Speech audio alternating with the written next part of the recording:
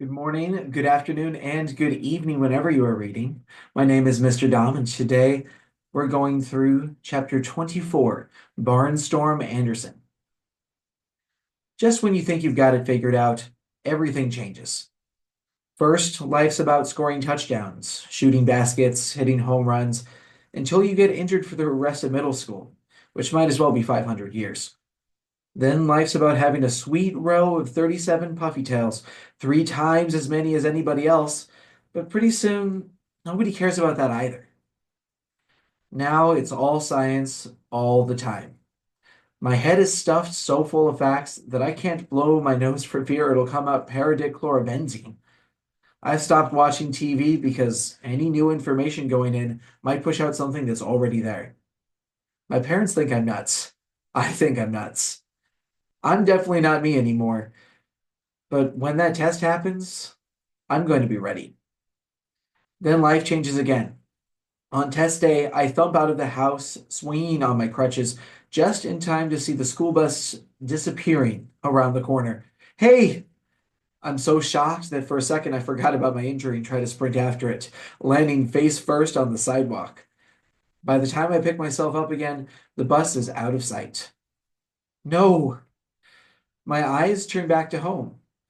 Mom had to work early this morning, so there's no one to bum a ride from. I'm in agony. And not just because my nose is bleeding. You know the phrase, it's no skin off my nose? Well, there's actual skin off my nose. But the worst part is, I've studied for this test more than I've studied for every other test combined, going back to kindergarten. And I'm going to miss it. The others will kill me, and that includes Elaine, who might really do it. Out of options, I start hobbling along the sidewalk in the direction of the school. There's no chance I'll make it, but what choice do I have? I'm thumping and swinging at maximum speed when one car engine roars above the others.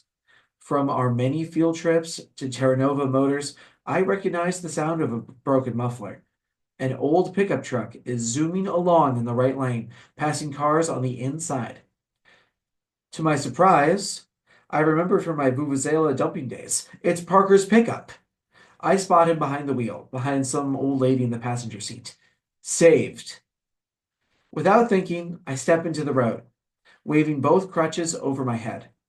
With a screech of brakes and burning rubber, he comes to a halt about 3 inches from my skinless nose.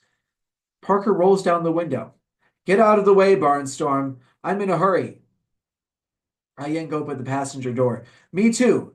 I missed the bus. You've got to give me a ride home. You've got to give me a ride to school. I can't, he protests. I'm not allowed. I can only drive for farm business. What about her? I demand, indicating the old lady. That's different. That's my Grams. I have to take her to the hospital. Grams, who seems fine to me, shoves over and pats the seat beside her. Hop in, kiddo. For some reason, that drives Parker crazy. He's not kiddo. I'm kiddo. I climb up to the seat, pulling the crutches in after me and shut the door. Aggravated, Parker stomps on the gas and we lurch away, side-sweeping a garbage can at the curb. You can guess, I guess you don't have to be a very good driver to get a provisional license compared to a real one. As we approach the hospital, Parker cranes his neck. We need the entrance that says emergency. I'll probably read it wrong, but you'll see it regular. You might see it regular too now, I remind him. Parker's just been seeing a special reading teacher, and he's supposedly making a ton of progress. There, emergency. We wheel into a driveway. You got it, I congratulate him. But what's the emergency? Your grandma looks fine. Grams peers at me. Your nose is bleeding. You should see a doctor about that. She's not fine, Parker insists. She's walking funny. Duck, he adds, as we approach a police officer on my side. So I bow down out of sight, and that's when I spot the old lady's white Nikes. You'd walk funny too, I tell Parker. She's got her shoes on the wrong feet. We pull over and Graham switches sneakers. Lo and behold, she walks fine. So we drop her at the senior center, and Parker and I head to school. You're welcome, I tell him. You could have been sitting in emergency all day and missed the science test. I shouldn't be driving you, he retorts resentfully. If I get pulled over, I could lose my provisional license. But we don't get pulled over. We've even got a few minutes to spare before school starts. I thank him for the ride, and he thanks me for looking at his grandmother's feet. He's not a bad kid. We've gotten to know each other pretty well since being in SCS 8. We're on our way to room 117 when the door of the boys' room opens and out steps Mateo. Hey, we both greet him. He doesn't answer, which is weird. Mateo usually talks at the speed of light, 186,000 miles per second, in case it comes up on the science test. His expression is weird too.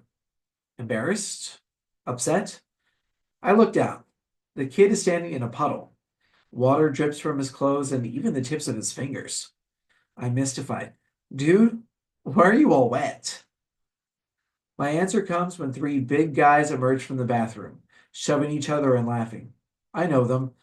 They're football players. My teammates. Not that they want anything to do with me now that I'm on the sidelines. It doesn't take a genius to figure out that they're the reason Mateo's half drowned.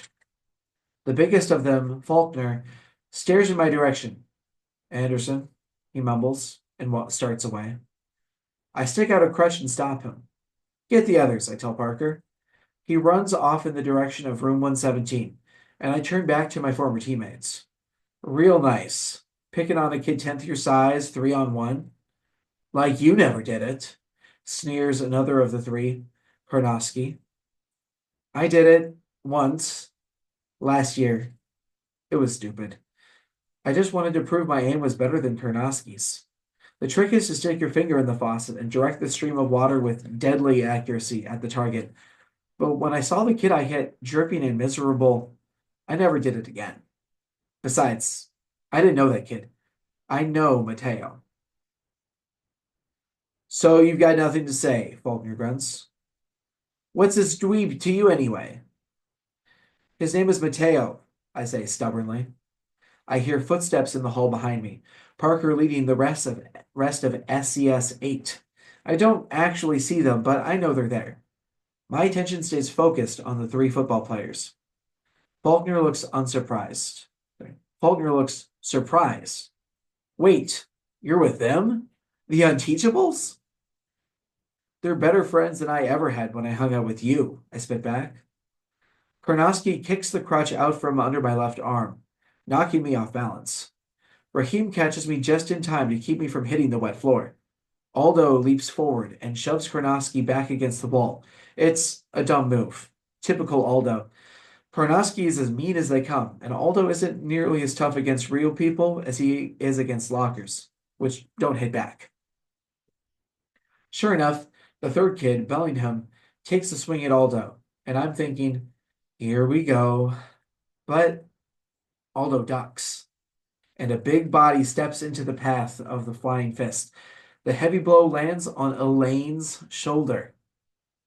It makes a loud smack, but she doesn't budge, solid as an oak tree. Bellingham's eyes widen in horror as he realizes who he's hit. Faulkner and Karnowski turn pale. I get the feeling Faulkner's tempted to snarl something like, "This isn't over." But Elaine rhymes with pain. He wants it to be over. The three football players turn tail and flee. I and Braille laugh at their receding backs. Gee, guys, can't you run away any faster? Kiana starts hustling the lot of us towards room 117. Lucky for us, there weren't any teachers around. Lucky for us? I crow. Lucky for those jerks. Elaine was about to stomp them into a hamburger. Me? Elaine asks, confused. We should have let you wipe up the floor with them, I enthuse. You know, like that kid you knocked unconscious and duct taped to the flagpole? Elaine looks totally bewildered. Or when you tipped the steam table over onto the lunch ladies because you didn't like crunchy peanut butter, Raheem adds. I love crunchy peanut butter, Elaine rumbles. What about the guy you headbutted down the stairs? I demand. You can't say that never happened. Like 20 people round up in the nurse's office. He just dropped his phone, she explains. He bent to pick it. I bent to help him. We bumped heads. Elaine assumes a faraway expression as she relives the experience. The kids on the steps didn't stand a chance. He took them all out on his way down. It looked like a giant wave of people breaking over the staircase. We end up standing there outside room 117, staring at each other in amazement. It's just rumors, you guys, Kiana tells us. You know how these rumors spread in a school. The uprooted tree, Parker persists. The bathroom stall door, the fire extinguisher? Come on! The fire extinguisher has to be true. Elaine shakes her head. Sorry. Okay, fine, I say finally. But it has to stay our secret. If word gets out you aren't a doomsday machine, the entire football team's gonna kick our butts. Ribbit appears in the doorway. What's everybody doing out here? The science test starts in 3 minutes. The science test. After all the craziness of the morning, I almost forgot about it. Who knows how many important facts already leaked out from my head? Ribbit distributes the test booklets as we take our seats. It's game on.